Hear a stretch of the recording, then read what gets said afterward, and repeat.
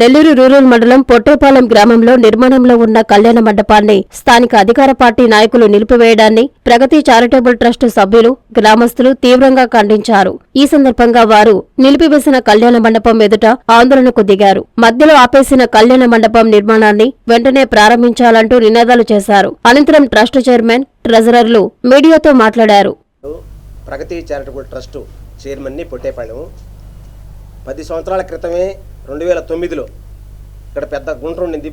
ఆ గుంటని దాదాపు 10 లక్షల రూపాయలతో పూడ్చి 14 లక్షల రూపాయలతో, అంటే మొత్తం 14 లక్షల రూపాయలతో ప్రహరీ గోడ నిర్మించి ఆ స్థలంలో, ఈ పక్కనే ఉంది స్థలం, ఆ స్థలంలో కళ్యాణ మండపం కట్టాలని చెప్పి ప్రగతి చారిటబుల్ ట్రస్టు పంచాయతీలో తీర్మానం తీసుకొని ఆ మేరకు అక్కడ కళ్యాణ మండపం నిర్మాణం చేపట్టడం జరిగింది.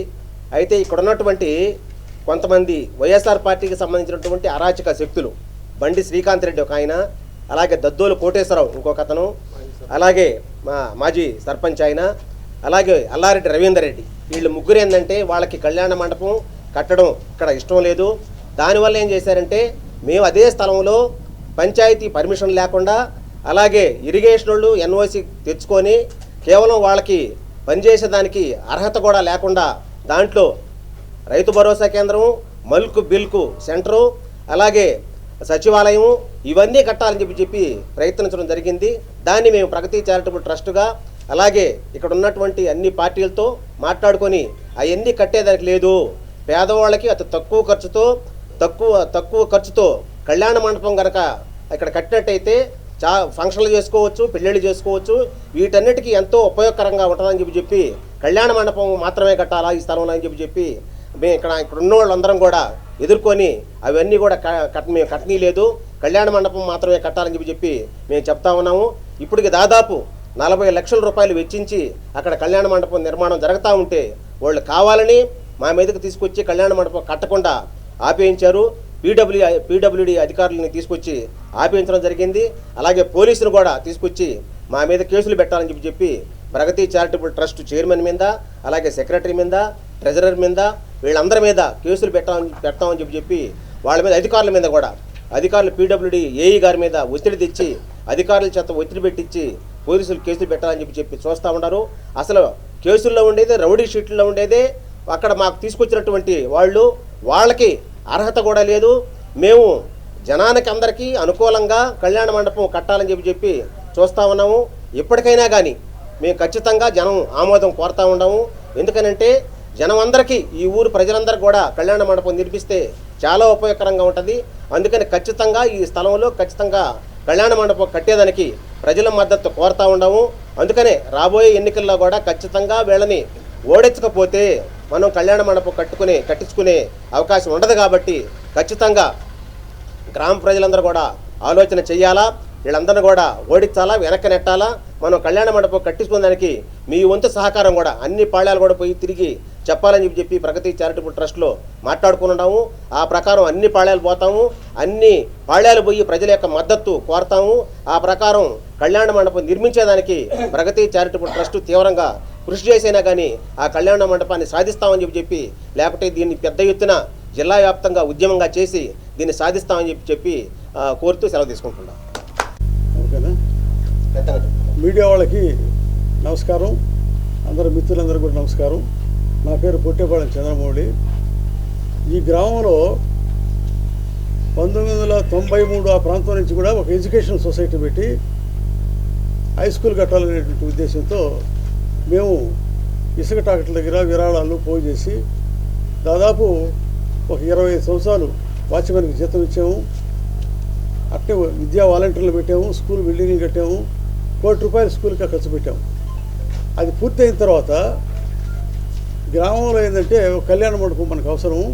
నెల్లూరు పోయి పెళ్లి చేసుకోవాలన్నా, ఏదైనా ఫంక్షన్లు చేసుకోవాలన్నా లక్షల రూపాయలు ఖర్చు అవుతుంది.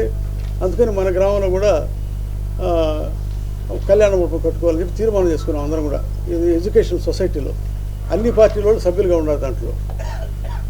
అప్పుడు ఉన్నటువంటి ఎమ్మెల్యే జేకే రెడ్డి గారి దగ్గర మాట్లాడుకొని ఆ సొసైటీని రిజిస్టర్ చేసుకున్నాం.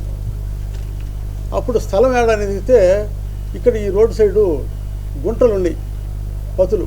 ఆ పొలుగట్టకి మట్టి పోసినటువంటి గుంటలు ఉంటే ఆ గుంటలన్నీ కూడా పూడ్చి దానికి ప్రారీ కట్టాలని చెప్పి దాదాపుగా 15 లక్షల రూపాయలు ఖర్చు పెట్టి ఆ గుంటలు పొడదోసాము. ఆ నుంచి చుట్టూ ప్రారీ కట్టాము, గేట్లు పెట్టాము. అయితే నిధులు లేనందువల్ల పని ప్రారంభించాల. మనం దాదాపు ఒక 2016లో ఇది కట్టాము, ఇది ప్రారీ కూడా. అంతకుముందు ఇసుక పొడదోసాము 2009లో.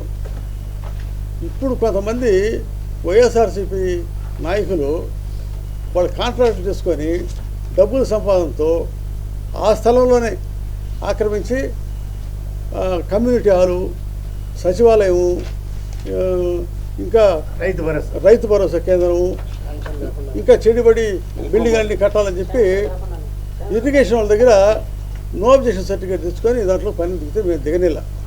అందుకని మా మీద ఏంటంటే కేసులు పెట్టారు కొంతమంది మీద. అంటే మేము ప్రగతి చారిటబుల్ ట్రస్ట్ అని చెప్పి ట్రస్ట్ పెట్టుకొని దీని కింద అది పనిచేయాలని చెప్పి అనుకున్నాం. ఇరిగేషన్ వాళ్ళు ఈ పుల్లుగట్ట మీద కొనవారికి మనందరం చూడొచ్చు. పుల్లుగట్ట తవ్వేసి ఇల్లు కట్టి వాళ్ళ కంప్లైంట్ ఇచ్చినా కూడా ఏం చేయరు. ఇప్పుడు ఈరోజు ఈనాడు పత్రికలు కూడా 100 ఎకరాలు నెల్లూరు చెరువును ఆక్రమించి వాళ్ళంతా కూడా రియల్ ఎస్టేట్ వాళ్ళు ఆక్రమించి ఇల్లు చేసి కట్టుకొని అమ్ముకుంటున్నారు అనేటువంటిది వచ్చింది పత్రికలో. అందుకని ఏంటంటే ఈ వైఎస్ఆర్సీపీ వాళ్ళ అరాచకాలు ఎక్కువైపోయి వాళ్ళు ఆదాల ప్రభాకర్ రెడ్డి పెద్ద మనిషి అని చెప్పి మేము ఆయన గౌరవిస్తున్నాం, గౌరవం మాకంటే ఆయన అంటే. అయితే ఆయన కూడా కళ్ళు మూసుకొని మీరు కేసు పెట్టండి వాళ్ళ మీద అని చెప్పి నిధులు ఇచ్చాడు, గ్రామానికి మంచిదే చేసుకోవచ్చు. ఎడైనా కొన్ని రోడ్లు కూడా వేసారు వాళ్ళు. ఆయన పోలీసుకి ఫోన్ చేసి పోలీసు తీసుకొచ్చి పని ఆఫ్ చేసి వాళ్ళు తాళం వేసి మేమే వేసి కట్టినటువంటి గేట్లకి తాళం వేసిపోయారు ఇరిగేషన్ వాళ్ళు. కాబట్టి దీన్ని అంతా కూడా మేము ఖండించి ప్రజలందరూ కూడా దీనికి మద్దతు పలికి దీన్ని కళ్యాణ మండపాన్ని పూర్తి చేసేదానికి సహకరించాలని చెప్పి అందరూ కూడా మనవి చేస్తున్నాం.